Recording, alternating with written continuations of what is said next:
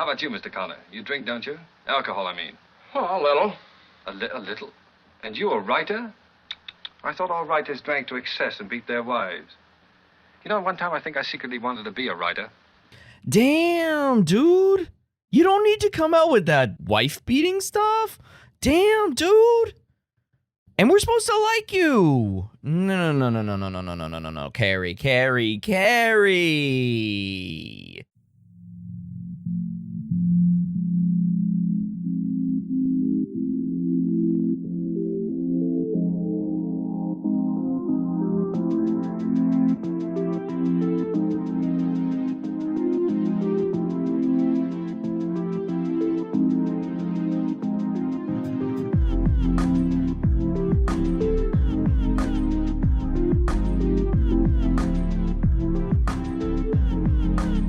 Hey, everybody, and welcome to the Cinema Psych Podcast, the podcast where psychology meets film. Welcome to the numerical 50th episode. Welcome to you. I am your host, as always, Dr. Alex Swan, and yeah, the 50th episode. I honestly, when I first started this podcast 3 years ago, we just passed our 3rd year anniversary, so congrats. Thank you for listening. If you're listening to this one and have been listening to others over the last few years, boy, oh. Yeah, 3 years. Little did I know when I was going to start this podcast 3 years ago that I'd be still doing it, that I'd still be here doing it, and still really enjoying myself. Like, I am not like, oh man, I gotta do another podcast episode. You know, by far the hardest part is really just getting a friend or some person new or old to get on. You know, it's always hard getting new schedules or schedules meshed up, and that by far is the hardest part. Everything else is so much fun to do, from the watching the movies. Of course, that's got to be right there. Number one, got to like to watch the movie to then talk about it, because really, honestly, I don't want to talk about movies that I have to slog through, and that's part of the, you know, chatting with the guest hosts and making sure that we are both, you know, interested in watching. If it's not something that I have seen before, interested in opening up and looking into that. So watching the movie, number one, talking about the movie, number two, finding all of the psych stuff in it. Like, there are so many movies out there that you can use in psych classes and talking about psychology concepts in general. And I am such a huge fan of using that expertise in the film realm. And as I continue to do this podcast more and more, I'm hoping the goal is for at least another 50 episodes, get to 100. Once that goal is reached, we'll see where we're at. Maybe that'll take another 3 years. It likely will take another 3 years, but that's okay. I mean, this is not my source of income or full-time job, so another 3 years is likely, and that's okay. So that's my goal. What we do after that, you know, is, I guess we'll see. I guess we will see. So, yeah, 50th episode, this one, and I thought I'd do it myself rather than, you know, trying to, again, coordinate schedules with some of my friends. This movie that we're talking about today, The Philadelphia Story, it came out in 1940, so right before the U.S. got pulled into World War II, or at least a couple of years before that, or, yeah, somewhere around there. And so a lot of the movies had the feel of the previous decade, and that's pretty apparent in this movie as well. So what are we going to do? Well, before we jump into talking about this movie, I just want to make a couple of show announcements. As we said, this is the 50th episode. Around the third year anniversary. That was actually the third year anniversary is today, the day of recording, July 29th. That's when I sort of mark it as when the first episode went out. I believe it was July 29th. I could be wrong. Anyways, so a couple of show announcements, and then looking into the next academic year and what kinds of movies will be on the next academic year, so on and so forth, as well as some changes to some of the things that I mention in this show periodically, as well as on the websites and the social media like Facebook and Twitter. So the Patreon is going away. I don't really want to get any more emails from Patreon about things that I could do to increase activity on it. It never really caught on, and I don't know if I would have been able to do the things that, and so I guess I'm lucky I would not have been able to do the things that I said I wanted to do. I mean, I made that Patreon like 2 years ago, so we are going to scrap the Patreon. Patreon's going to close. I know none of you normal listeners or any new listeners, doesn't really matter because you weren't engaging with it anyways, and that's okay. So we're just going to scrap that. You won't hear me talk about it anymore, especially in my little mid rolls about lovely ways that you can help support this show. So we're really going to just do straight merchandise sales, so make sure you get those at cinemapsychpod.spreadshirt.com. That's how you can find our merch. You can go to cinemapsychpod.swanpsych.com to find the merch store. It's right there, right up at the top of the screen. You just click on that. If you want some merch, help support the channel. If you're a fan of Cinema Psych and you like the logo, get it on a sweatshirt, get it on a t-shirt. That's all right. You know, if there are phrases that have come out of this show that you're aware of, send me a message. I'll put those on t-shirts and sweatshirts and all of that stuff. I will help you help me, if that makes any sense. So if you want something, you're like, I really love the show, but I don't want the logo because that doesn't make any sense.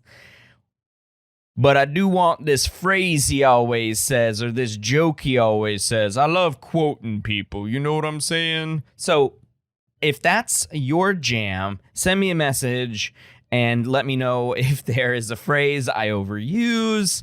Probably. Without further ado, is likely to be up that alley right there. I was gonna do so.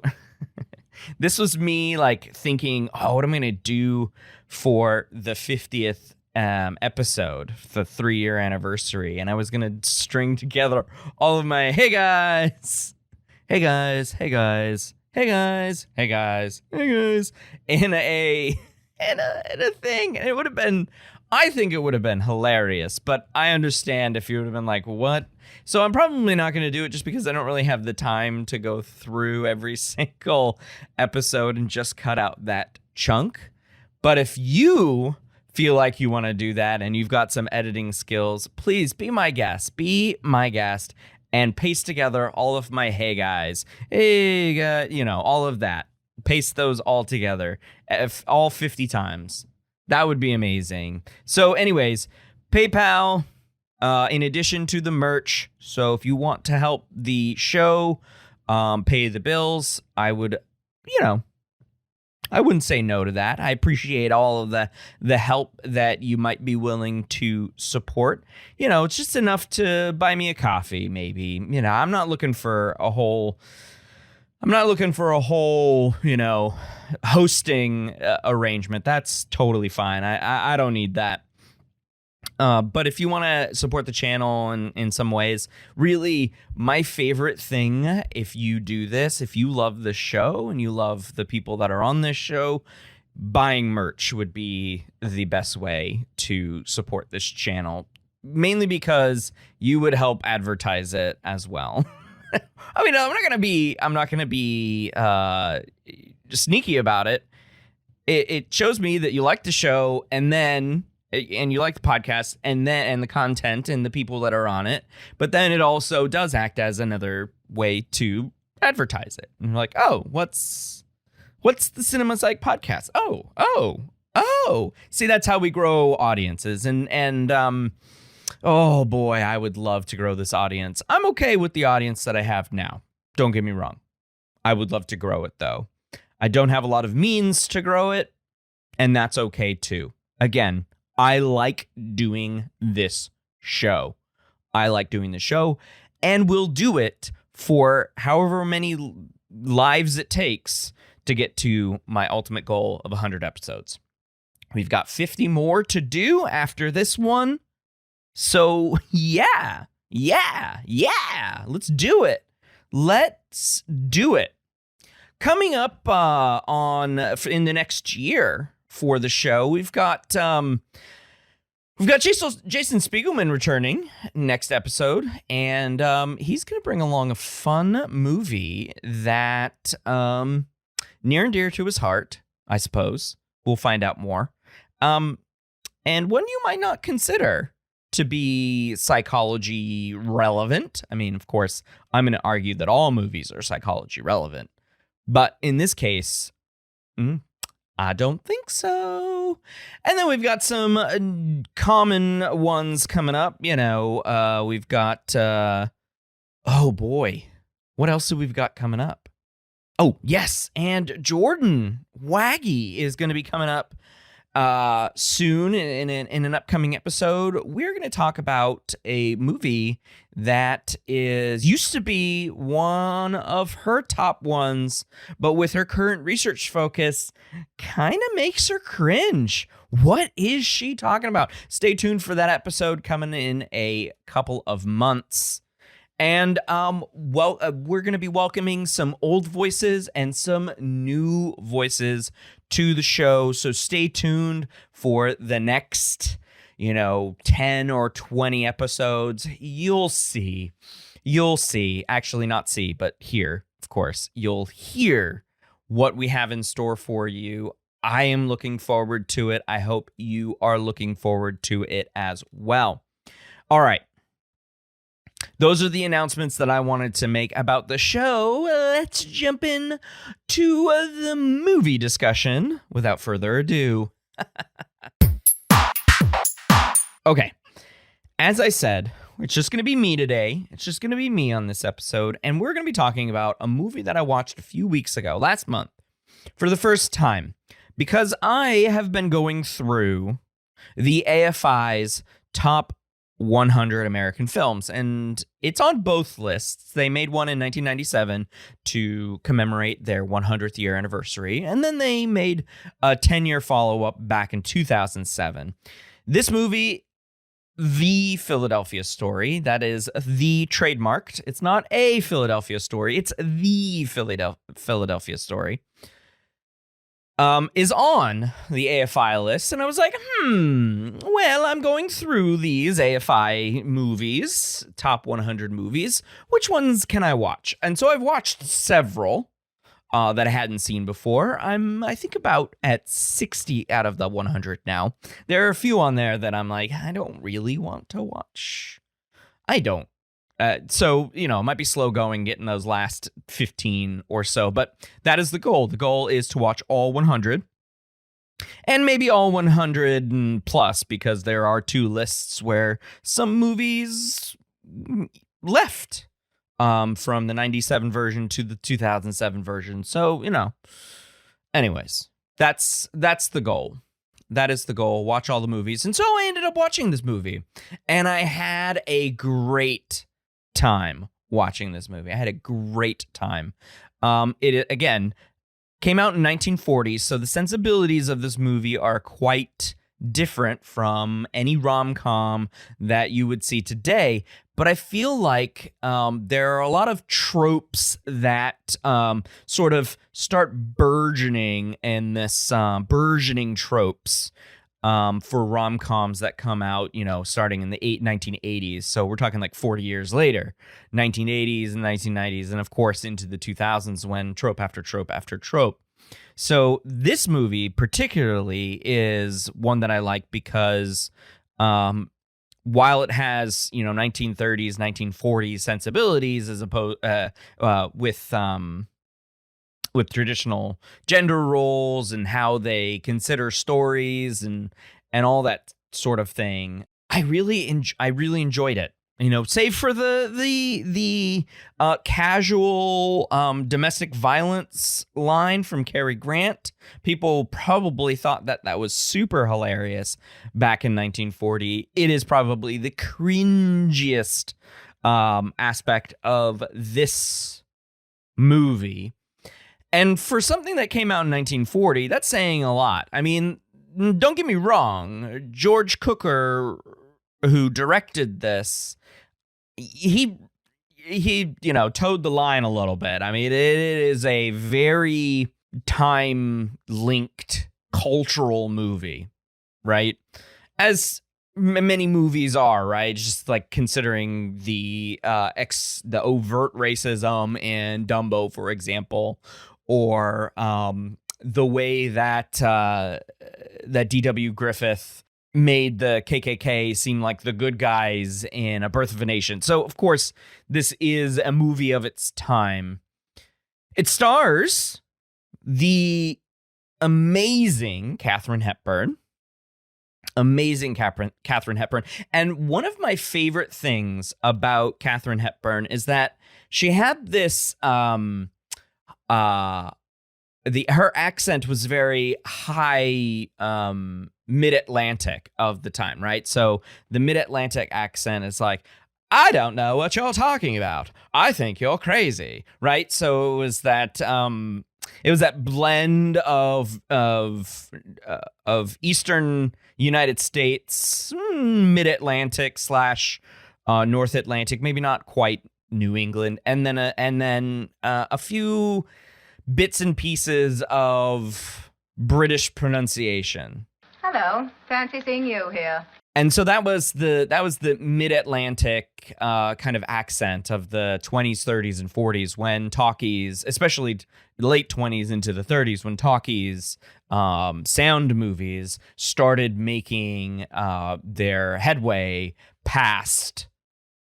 way past silent films. Like in the 1930s, it was talkies, and then silent film creators were like, but what about us? And then really, by the late 1930s, they were done. They were done making silent movies. And Charlie Chaplin was there just going, oh my God, what is happening to the way film used to be made? And it's like, well, get on the train there, Charlie. Get on the train. So that mid-Atlantic. So that's what I love. It was a very long tangent to say that I love how Katharine Hepburn talks in this movie and carries that through the rest of her career. If you've seen any late life interviews of Katharine Hepburn, she still talks like that. And it is really hard to change your natural accent or an accent that you've been working on for so long. And you just end up just in that mode the entire time. And that makes sense. It also stars Cary Grant. Oh, I've been watching a lot of older movies over the last few months, and I got to tell you, Cary Grant is so fun. He also has that mid-Atlantic accent, and his mid-Atlantic accent is pretty good. I don't know about you, Red. I've been trying to... I can't really do it. It's so good. Kittredge is no great tower of strength, Tracy. He's just a tower. He is phenomenal. He is phenomenal in this movie as just an instigator, needler, just being in the right place at the wrong time / wrong place, wrong time, sort of. Right, this is a rom-com. This is what is considered a screwball comedy. So, there's a lot of fast talking, making sure that the dialogue really never stops unless it's really supposed to be a emotional, dramatic scene. But most of the other times, they're just talking constantly. The final big star is James Stewart. Jimmy. Well, I mean, I don't know what to do. Tracy Lord. Yeah, I can do, I've seen It's a Wonderful Life many times. It's generally something that I try to watch during Christmas time. It's my favorite Christmas movie of all time. It's a really great look at what, the kind of, it's a time travel movie. I'll tell you that. It's a time travel movie. Clarence is a wizard. He's a wizard with a time machine.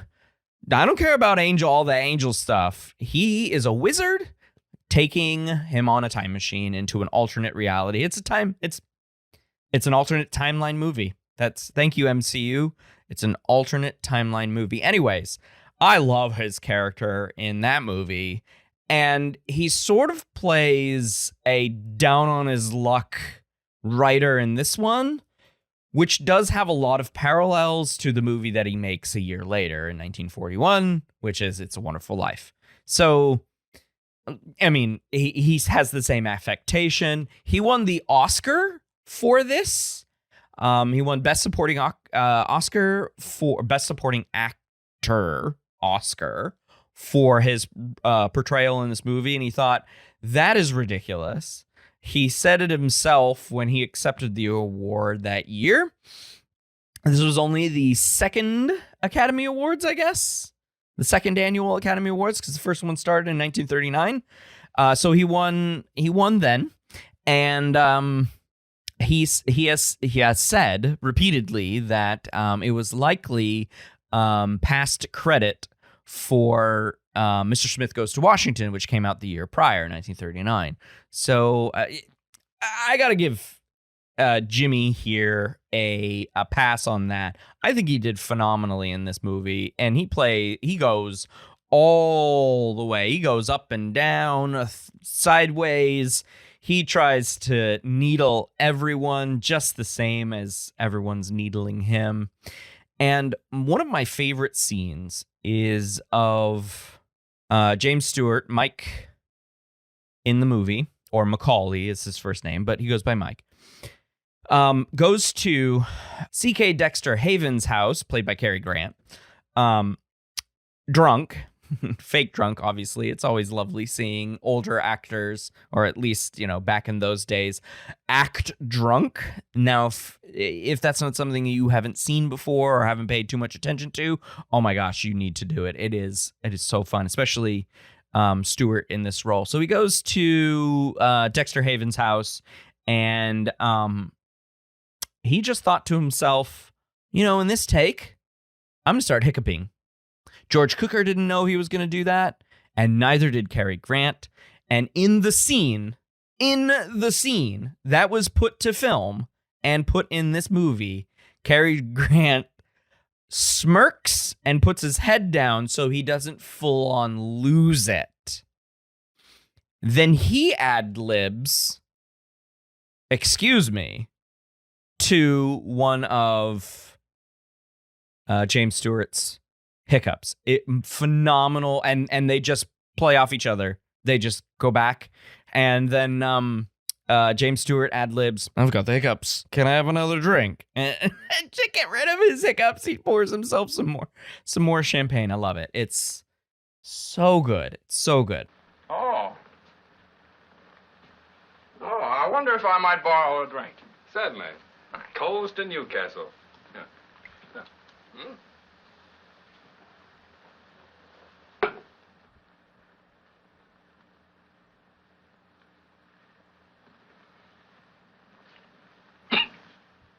Excuse me. Hmm? Oh,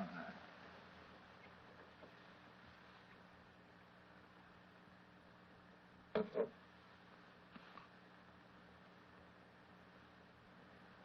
What's this? What's it, my book? Yes?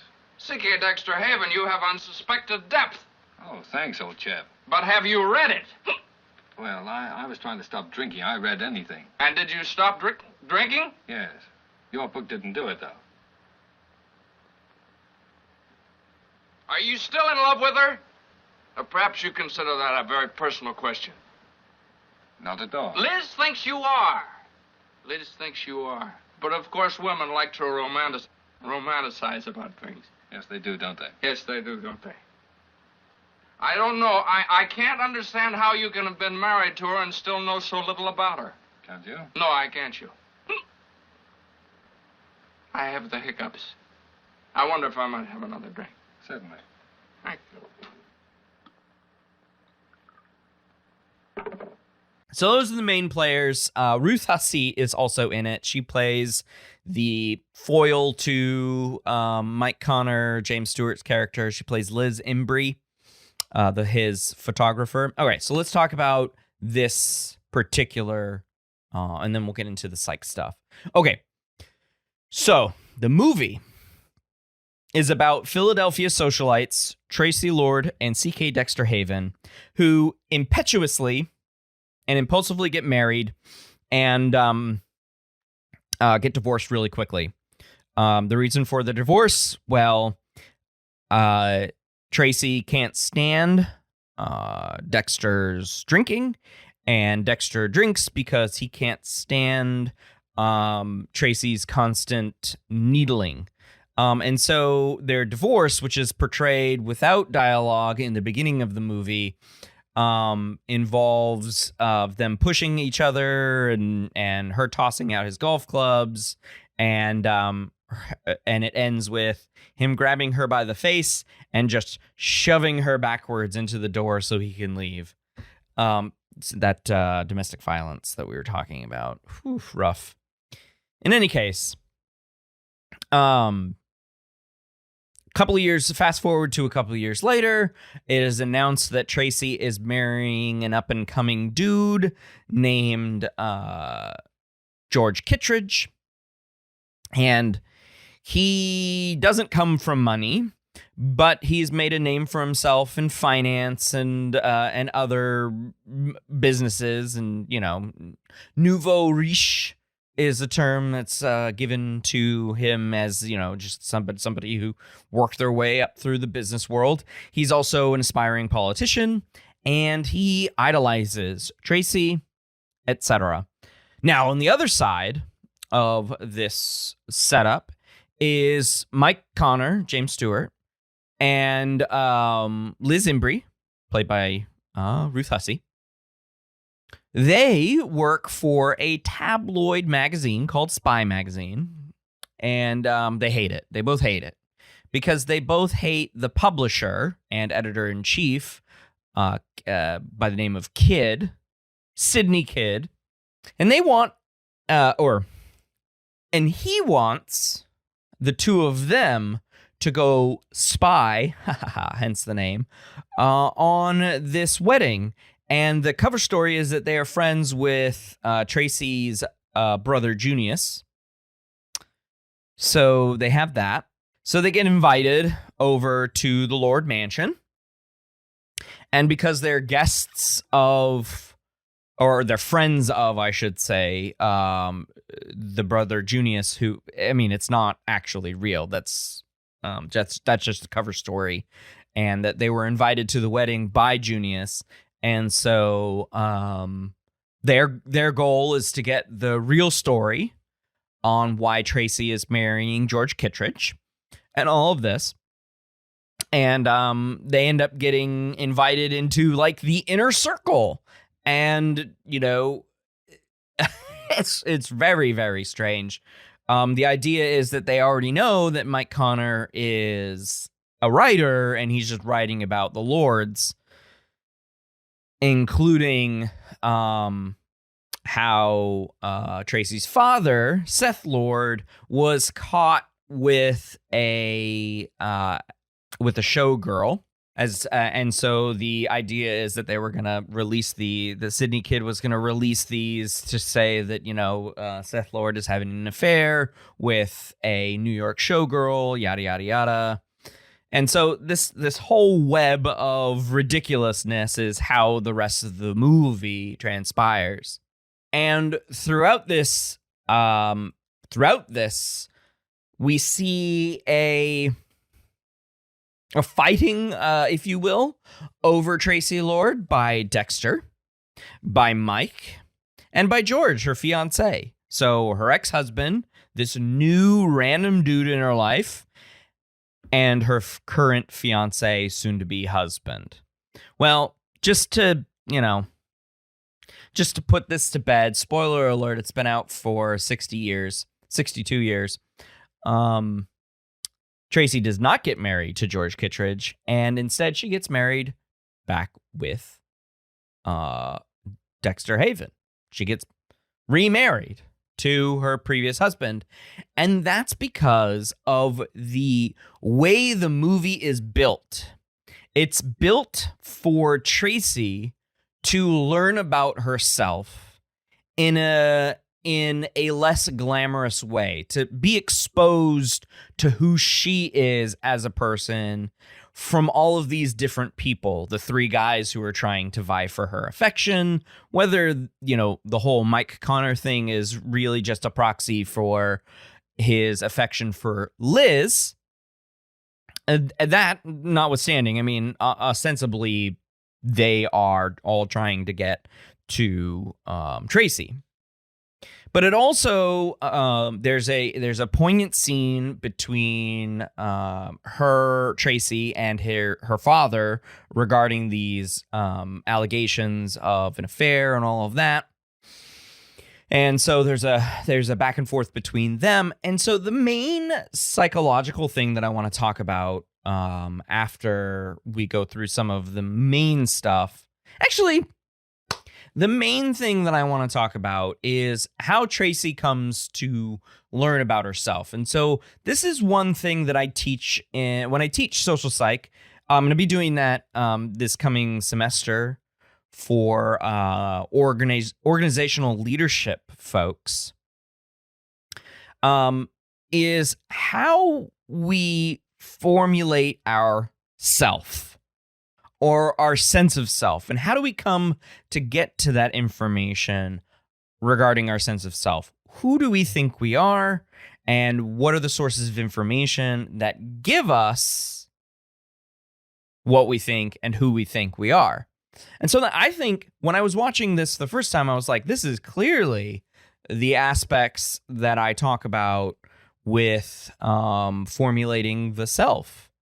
Oh, I'm going to use that. I'm going to use this movie for an episode of the podcast, and here we are. So, formulation of the self. So there are, I would say, how many do I usually go over? I usually do 7 different ways. They're all interconnected in their own way, but 7 different ways that a person can learn about themselves. Okay. And so again, this movie is an exploration for Tracy to figure out what she really wants in life. And through a series of vignettes, basically, with either Dexter or with George or with Mike or with her father or with her mother and her sister, you see these various concepts being played out. So let's go through these various concepts of how we figure out and learn the truth about ourselves. What are the ways in which we formulate the self? So the first one that I like to talk about is has to do with you sort of in a vacuum. How do you learn about yourself?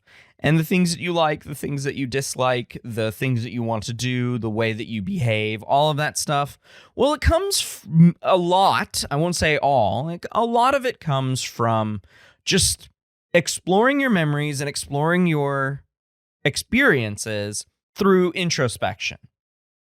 Now, Tracy doesn't do this a lot throughout the movie because most of the time she is speaking with another character. Another male character tends to be the case. But there are certain moments where you can see the wheels spinning before she starts to say something, and it makes a lot of sense. There's a great scene between her and Mike where she is listening to Mike tell her things. We'll go through that one in just a minute. But during when Mike is telling her all these things about her, how she's glorious and beautiful and magnificent, she looks down, she's looking around, and she's like, now I'm getting self-conscious. Don't do that. you can see the introspection wheels turning, right? Tracy, What do you want? you're wonderful. Oh, There's a magnificence in you, Tracy. now, I'm getting self-conscious. It's funny, Mike, that's... Yeah? I don't know. Go up, I guess. It's late. A magnificence that comes out of your eyes and your voice and the way you stand there and the way you walk. You're lit from within, Tracy. You've got fires banked down in you. Hearth fires and holocausts. I don't seem to you made of bronze. No, you're made out of flesh and blood. That's the blank, unholy surprise of it. Oh, you're the golden girl, Tracy. Full of life and warmth and delight. Oh, what goes on? You got tears in your eyes. Shut up. Oh, Mike, keep talking, talk, will you? No, I've stopped. Why? Has your mind taken hold again, dear Professor? Well, good thing, don't you agree? No, Professor. All right, lay off that professor stuff now. Do you hear me? Yes, Professor. It's really all I am to you, is it? Of course, Professor. Are you sure? Why, yes, of course. Golly.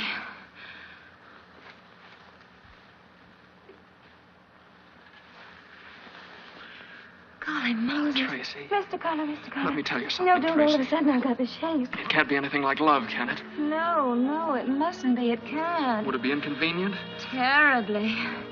Anyway, I know it isn't.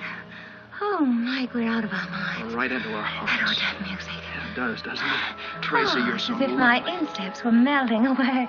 What is it, have I got feet of clay or something? Tracy. It's not part of the pool. It's just over the lawn and in the birch grove. It'll be lovely now. Tracy, you're tremendous. Put me in your pocket, Mike.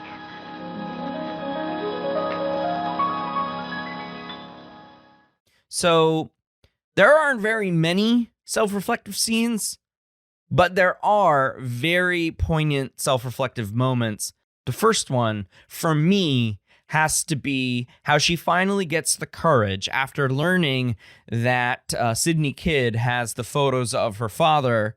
She gets the courage to speak bluntly to her father and be like, what are you doing? And he immediately comes back and says, that's none of your business. This is how you do stuff. And she's like trying to figure out, well, do I want to be a socialite? Am I happy being in this little ivory tower or on a pedestal? And she explores with her father in this moment how she's behaved in the past. That's introspection. How she's behaved in the past. What it means to be a good partner to or in a marriage. All of these kinds of things. She's like, you know what? I haven't been a great person. Why would anybody want to hang out with me? I'm not nice. So, I mean, she goes a little bit further in other moments too, especially exploring her past relationship with Dexter. And then when she finally comes to the realization at the very end of the movie, when she realizes, I'm not going to marry George Kittredge. He's not the right person for me. She realizes when they're talking about a sailboat that they had when they were married called the True Love. He gifts Dexter's wedding gift to Tracy was a model replica of the True Love that apparently can float, which is really cool. I want a handcrafted sailboat model. That'd be amazing. Anyways, and she finally realizes I wasn't as good as the true love of this boat. True love was a great sailboat. But I wasn't great, was I, Dex? Oh, Dex. I'm such an unholy mess of a girl. Well, that's no good. That's not even conversation. But never in my life. Not if I live to be 100 will I ever forget how you tried to stand me on my feet again today. Oh, you're in great shape. Oh. Tell me, what did you think of my wedding present? I like my presents at least acknowledged, you know. It was beautiful. And sweet, Dex. Yes, yeah. She was quite a boat, the true love, wasn't she? Was and is. My, she was yar. She was all right. I wasn't, was I? Not very. Oh, you were good at the bright work, though. I made her shine. Where is she now? I'm going to sell it to Ruth Hussey. You're going to sell the true love? Mm-hmm. For money? Sure. To that fat old rum pot? Oh, well, what does it matter? When you're through with the boat, you're through. Besides, it was only comfortable for two people. Unless you want her. No. No, I don't want her. Well, I'm designing another one anyway. Along more practical lines. What'll you call her? I thought the true love's second. What do you think? Dexter, if you call any boat that, I promise you I'll blow you and it out of the water. I'll tell you what you can call her if you like. What? In fond remembrance of me. The Easy Virtue. Now, shut up, Red. I can't have you thinking things like that about yourself. Well, what am I supposed to think when I... Oh, I don't know. I don't know anything anymore. Oh, that sounds very hopeful, Red. That sounds just fine. And he sort of forgives her in that moment. So these introspective moments are few and far between, but they are also very poignant. And like I said earlier, this is when the talking gets slow. And it's less a screwball comedy and more of the romantic drama part, the dramedy part. Some of it does get a little softened by quips, either from Dexter or from Tracy in this moment. But I think it still works.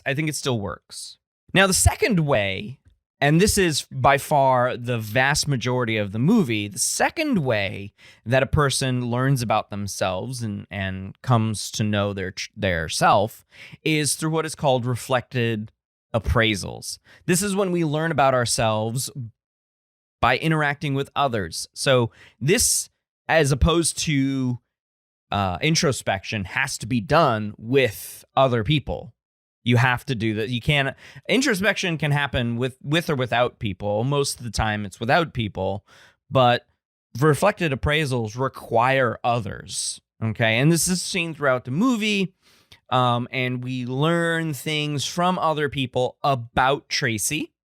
Okay, so again, Tracy is called out by Dex about how she treated them when they were married, and that's why he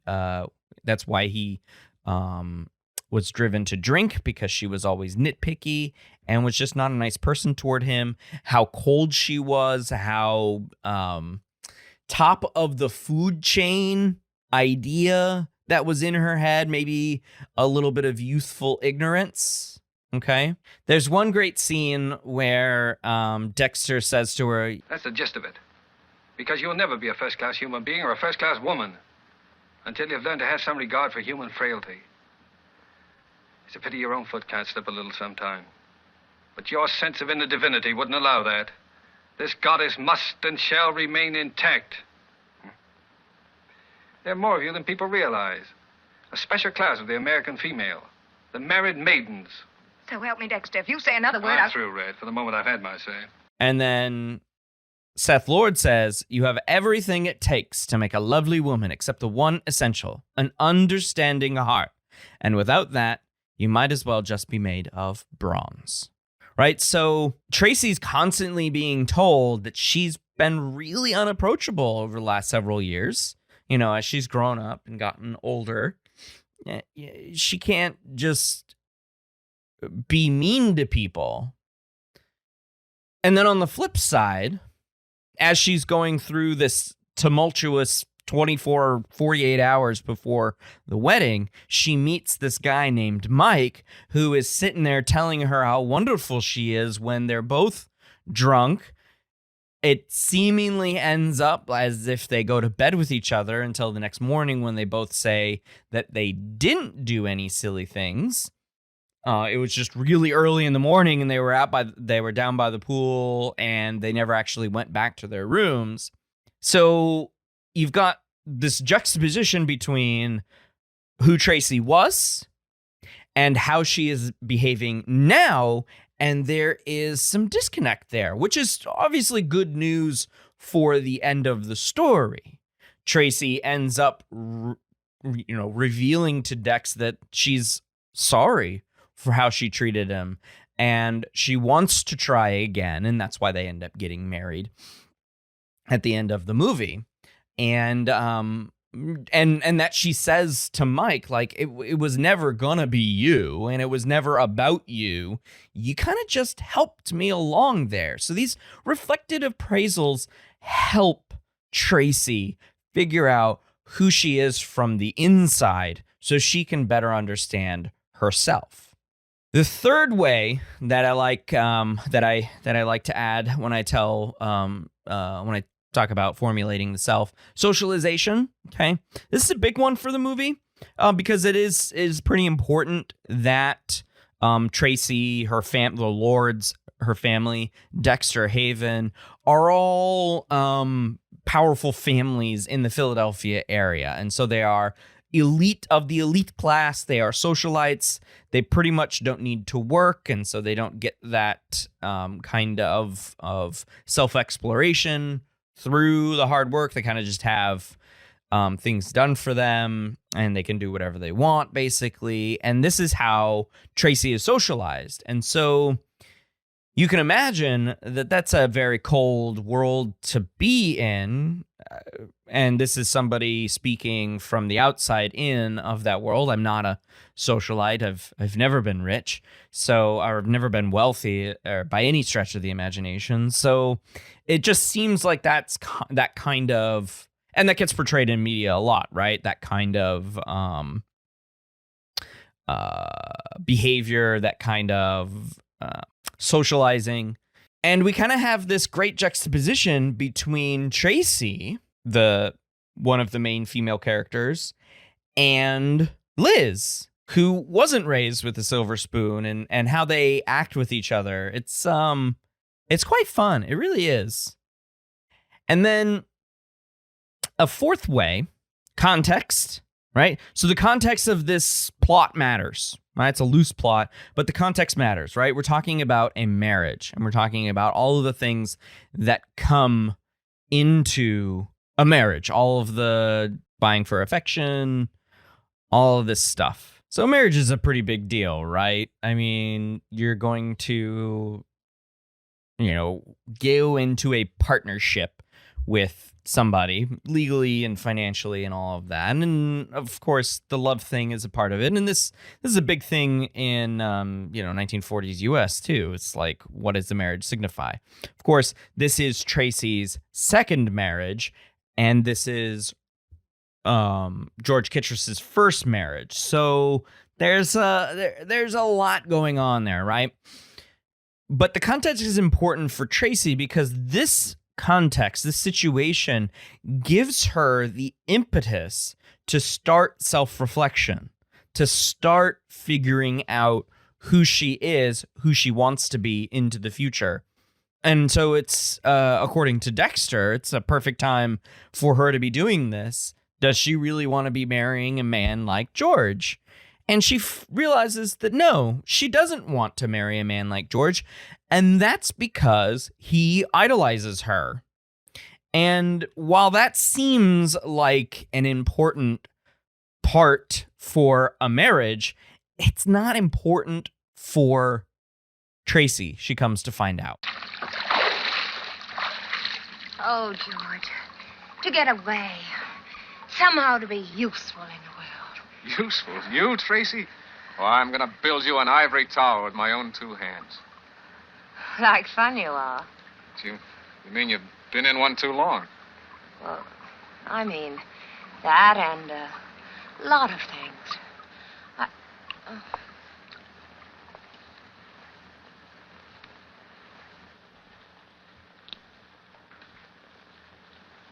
You know, we're going to represent something, Tracy. You and I and our home. Something straight and sound and fine. Then perhaps your friend, Mr. Haven, will be somewhat less condescending. George. You don't really mind him, do you? I mean, the fact of him? Fact of him? What do you mean? Well, I mean, well, you know, that he ever was my lord and master, that we ever were... I don't believe he ever was, Tracy. Not really. I don't believe that anyone ever was or ever will be. That's the wonderful thing about you, Tracy. What? How? Well, you're like some marvelous, distant, well, queen, I guess. You're so cool and fine and always so much your own. There's a kind of beautiful purity about you, Tracy, like a statue. George. Oh, it's grand, Tracy. It's what everybody feels about you. It's what I first worshipped you for from afar. George, listen. First, now, and always. Only from a little nearer now. Hey, darling? I don't want to be worshipped. I want to be loved. Well, you're that too, Tracy. Oh, you're that all right. I mean, really loved. But that goes without saying, Tracy. No. No, it's you who doesn't see what I mean. It's really a great, flip of the script, so to speak. Haha, pun intended. Because Tracy thinks that everything's going fine until Dexter shows up, and then these 2 interlopers, Mike and Liz, show up. And it's hilarious how they figure this whole thing out. And then, I think icing on the cake for this context, because remember, not only is the marriage going on, but the reason Mike and Liz are there is to get additional information about the Lords, because Sidney Kidd has these revealing photographs. And so the fact that Mike and Liz are there, tell Dexter this is what's up, gives Tracy all of the things that she needs to sort of figure out that this is not where she wants to be. This is not what she wants to be. A 5th aspect of formulating the self comes down to culture and gender. I'm going to put a pin in that one, and we'll talk about the time period and the culture of,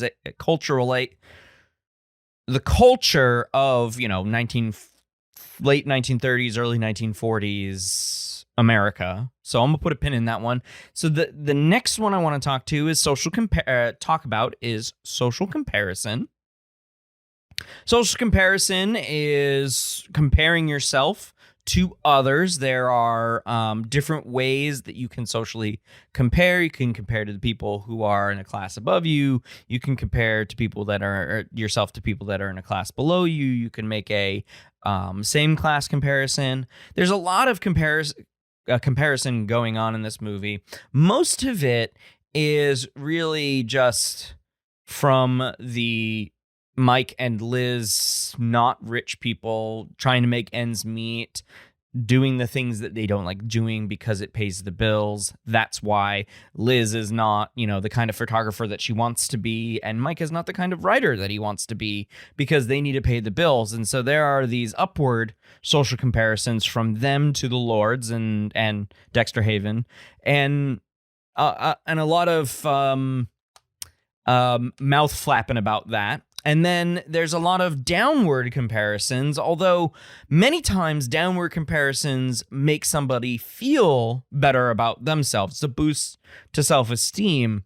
But I think the movie does a really good job of showing Tracy that when she makes a downward comparison to Liz, who has also been married one time before.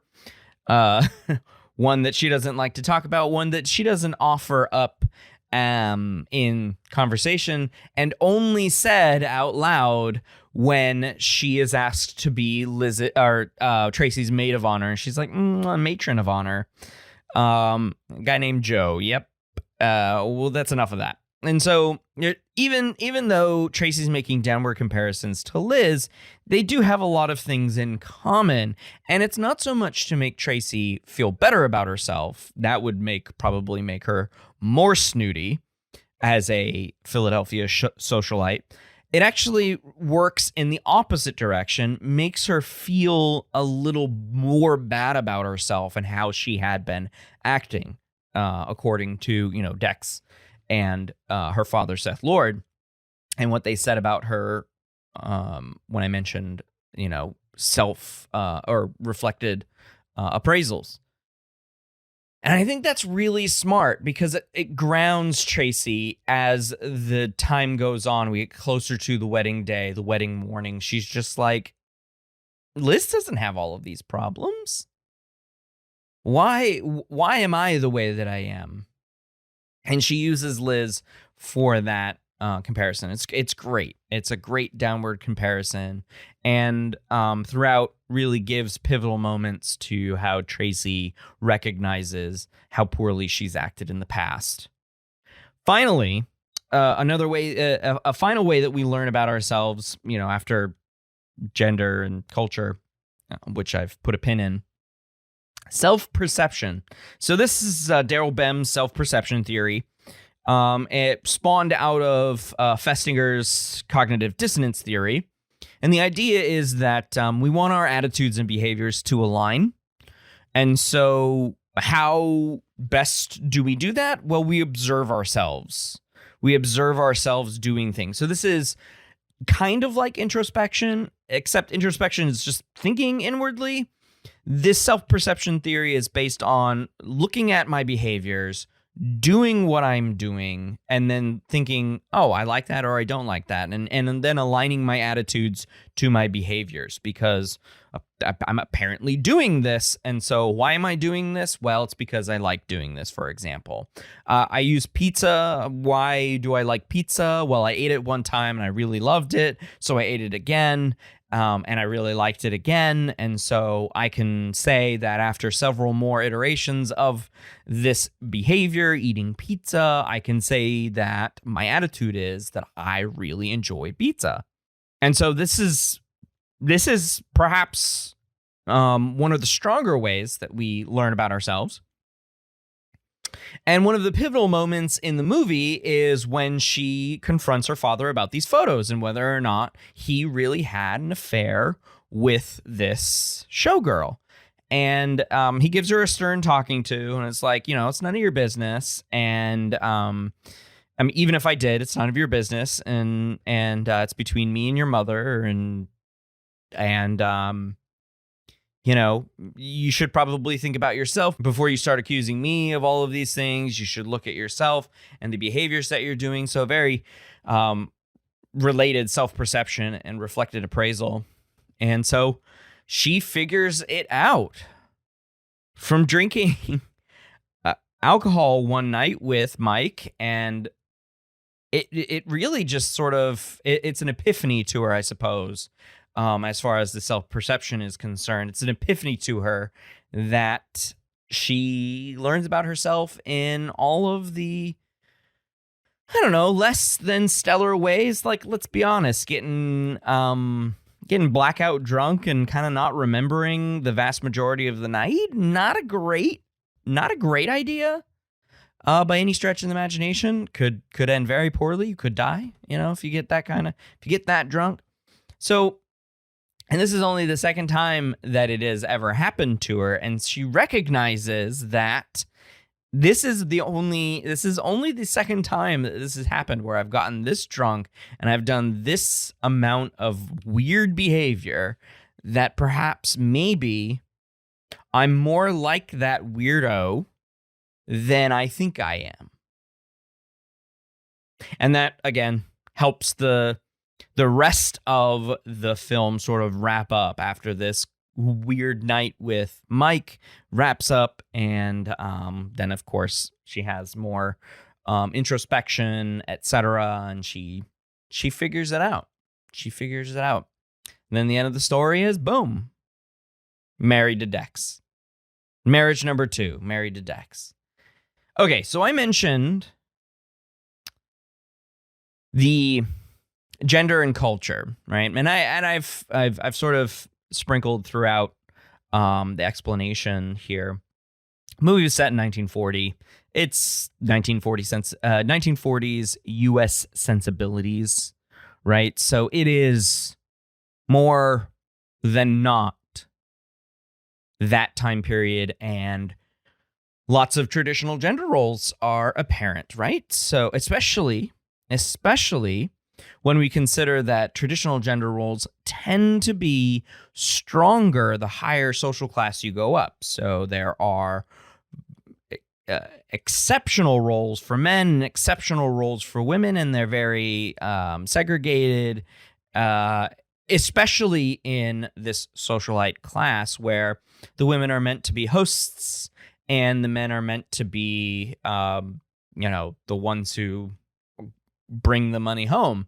And there is a lot of traditional gender role sensibilities throughout this movie and portrayal. So, I mean, it's a good movie to then compare to something that came out in the last 10 years, right? And how women are portrayed versus how men are portrayed and the kinds of relationships, right? This is a very heteronormative relationship, but you can then compare it to relationships that you see in newer movies that aren't heteronormative. So we have this woman who is being vied for by 3 different men, so to speak. And then we have the mother and father, Lord, Seth Lord, and the mother of Tracy Lord, who act in very distinct ways. And then, of course, the possible affair / not affair, hard to tell. And the way that Seth deflects that, and it's fine, and your mother and I have talked about it, blah, blah, blah. All those sorts of things really play into this. And there's a great scene where George says, but a man expects his wife to... and then Tracy says, behave herself, naturally. And then Dexter adds in, to behave yourself, naturally. Right? There's no period there. And then he gets a look from George and he's sorry. And it's very important that we dissect that because, but a man expects his wife, Tracy then comes out with, what has been drilled into her head over and over and over again. Behave herself. Period. And then she says naturally, which, very, very German, naturally, which means of course. So, to behave yourself, of course. But then Dexter removes that period and makes naturally an adverb to behave. To behave herself naturally. Oh, it's a great little exchange. Happens in less than like 20 seconds. It's a really great exchange. But it really sums up the entire situational aspect of the movie, right? The systems on the outside of the plot, right? That are have their invisible hand of driving the plot. A couple of others have to do with Mike Connor, Stewart's character, not really seeing Liz Embry as a romantic interest, even though he kind of does have feelings for her. Because they're co-workers, and so that would be inappropriate. And so he sees Tracy, and he's like, well, I could go for that. How Dinah, Tracy's younger daughter, is being raised, and how she...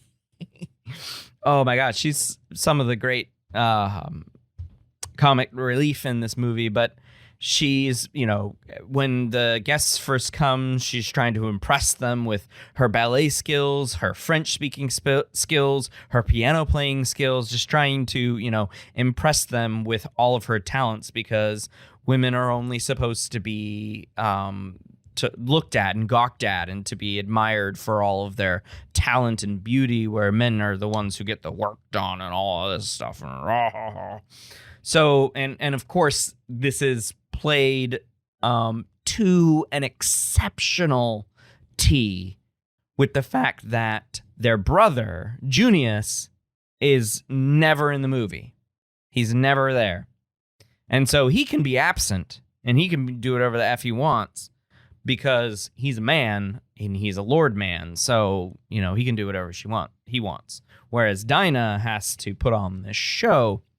But she gets her revenge, so to speak, because she's told not to gossip by her mother, her sister, but she just does all of the gossiping, and it's wonderful. It's magical. She gets so many of the adults into trouble. It's amazing. And at the time, gossiping is considered gauche. It's rude. It's not to be done. So they're telling Dinah not to do it, but then she's like, I need to do it because this is who I am, and it's magical. And then, of course, Seth Lord's being caught with a New York showgirl, and he says this to her daughter when she confronts him, Tracy. He says, what most wives fail to realize is that their husband's philandering has nothing whatever to do with them. I mean, let's be real, Seth, in 1940. It kind of does. It has a lot to do with it. You can rationalize it all you want, but it has everything to do with the wife. It has you can't say that it has nothing to do with them. And so Tracy goes, oh, then what does it have to do with? And then Seth's like, a reluctance to grow old, I think, which is such a cop-out. Oh, I'm an old man and I need to see a younger woman. Oh, no, woe is me. No, that whole scene was a cop-out for him. Of course, it wasn't his movie, so they weren't going to, they were not going to wrap that up with any kind of satisfaction, especially for a modern 21st century audience, as opposed to a contemporary 20th century audience.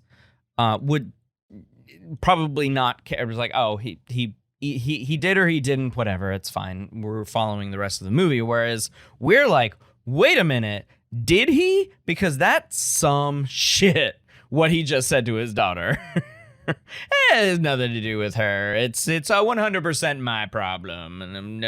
No. I mean, it might be your problem, but saying it's not something about your wife is a little cop-outy, in my opinion.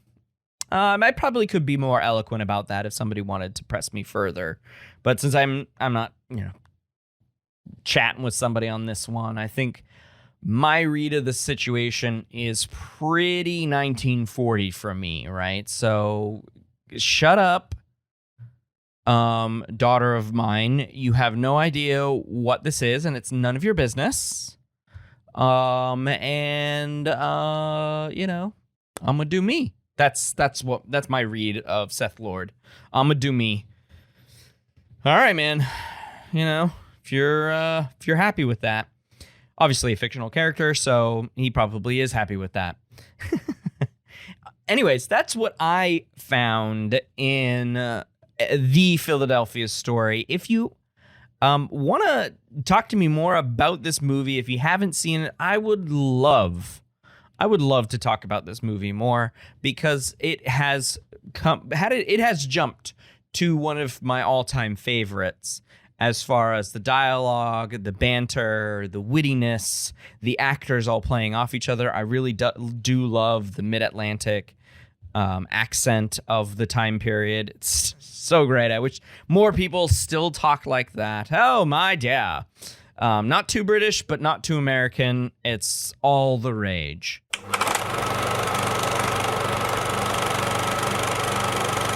Thanks for listening to this episode. Please stay tuned for the next ones. Again, if you want to support this channel, please either go to PayPal, paypal.me/cinemapsychpod, or catch that link on the website, or catch some merch at cinemapsychpod.spreadshirt.com and buy some merch, or suggest ways that I can diversify the offerings on that merch page. I would love it if you supported the channel in any way you see fit.